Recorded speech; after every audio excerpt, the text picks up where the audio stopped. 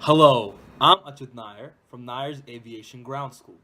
This is a 30-second video in a new series of educational and informative aviation videos for the aspiring pilot. The early years of aviation was marked by larger-than-life pioneers and visionaries.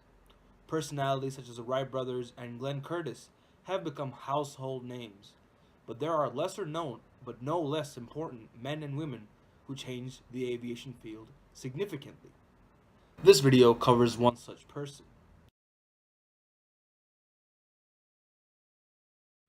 This video is about Bessie Coleman. Bessie Coleman was born on January 26, 1892, in Atlanta, Texas. She was the 10th of 13 children born to sharecroppers George Coleman, who was mostly Cherokee Native American and part African American, and Susan Coleman, who was mostly African American.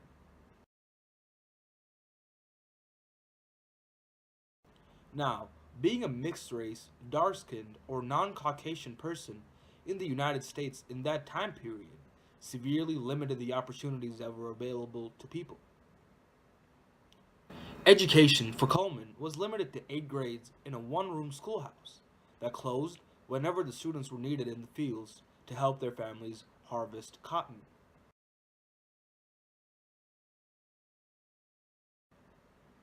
Coleman easily established her position as the family's leader, reading aloud to her siblings and her mother at night. She often assured her ambitious church-going mother that she intended to amount to something. After completing school, she worked as a laundress and saved her pay until 1910, when she left for Oklahoma to attend Langston University. She left after 1 year when she ran out of money.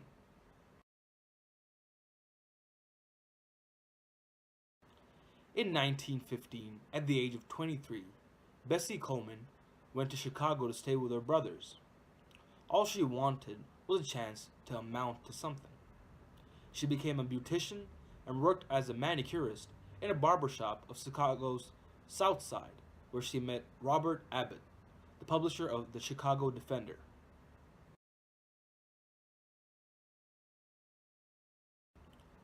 Both her brothers had served in France during World War I. Her brother John one day said, "I know something that French women do that you'll never do: fly." That was the last straw. Bessie decided then that she would become the world's first licensed black pilot. When Bessie could not find anyone to teach her how to fly, she took the advice of publisher Abbott and prepared herself to attend aviation school in France. Bessie departed for France in November of 1919. Discrimination thwarted Coleman's attempt to enter aviation schools in the United States. Undaunted, she learned French and in 1920 was accepted at the Caudron Brothers School of Aviation in Le Courtois, France. Black philanthropist Robert Abbott, founder of the Defender as stated before, and Jessie Binga, a banker, assisted her with tuition.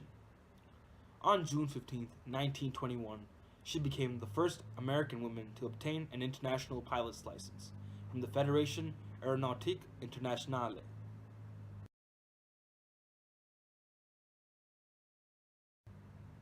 Returning to New York in September 1921, she was greeted by a surprising amount of press coverage. Flying as entertainment could provide financial benefits for an aviator, but required skills that Bessie did not have. Again, she departed for France for more training. When Bessie returned to the United States, she knew she needed publicity to attract paying audiences. Her first appearance was an air show on September 3, 1922, at Curtis Field near New York.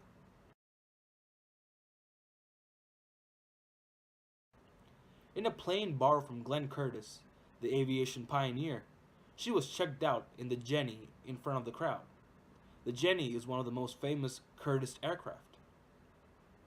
More shows followed in Memphis and Chicago, and then in Texas in June 1925.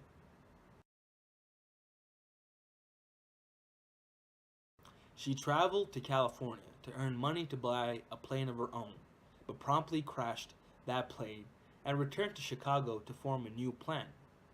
It was another 2 years before she finally succeeded in lining up a series of lectures and exhibition flights in Texas. At Love Field in Dallas, Texas, she made a down payment on an old Curtiss Jenny JN4 with an OX5 engine. Bessie then traveled to the Southeast, where she did a series of lectures in black theaters in Florida and Georgia. She opened a beauty shop in Orlando to hasten her accumulation of funds to start the long-awaited aviation school that she had planned. Using borrowed airplanes, she continued exhibition flying and occasional parachute jumping.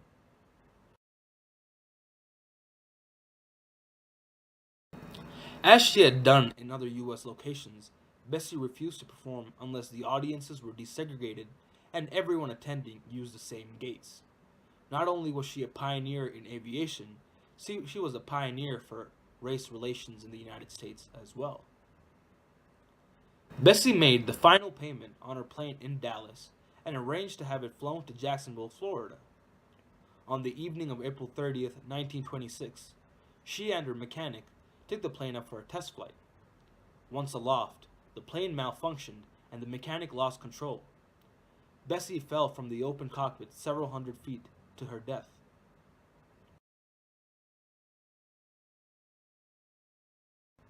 5,000 mourners attended a memorial service for Bessie in Orlando.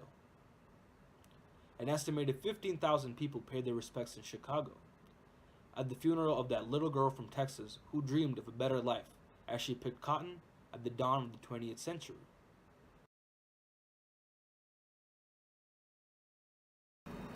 Only after her death did Bessie Coleman receive the attention she deserved.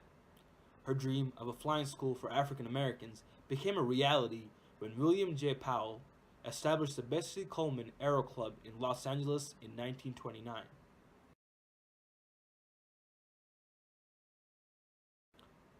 As a result of being affiliated, educated, or inspired directly or indirectly by the Bessie Coleman Aero Club, flyers like the Five Blackbirds, the Flying Hobos, the Tuskegee Airmen, and others continue to make Bessie's dream a reality. In 1931, the Challengers Pilots Association of Chicago began an annual flyover at Chicago's Lincoln Cemetery to honor Bessie. In 1977, women pilots in Chicago established the Bessie Coleman Aviators Club.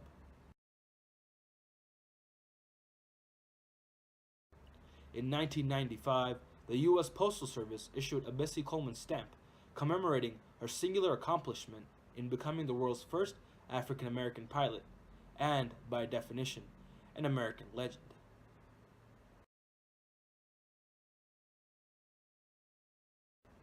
Bessie Coleman challenged her contemporary society's views on the potential of women and people of other races. Despite being stymied by racist laws in the United States, Coleman's passion for aviation led her to seek a way to gain her pilot's license. Bessie Coleman is an inspiration to every student pilot and to every aspiring pilot. For more information, please contact us at liftanddrag@gmail.com and visit our website at nyersaviation.webnode.com. Thank you, safe flying.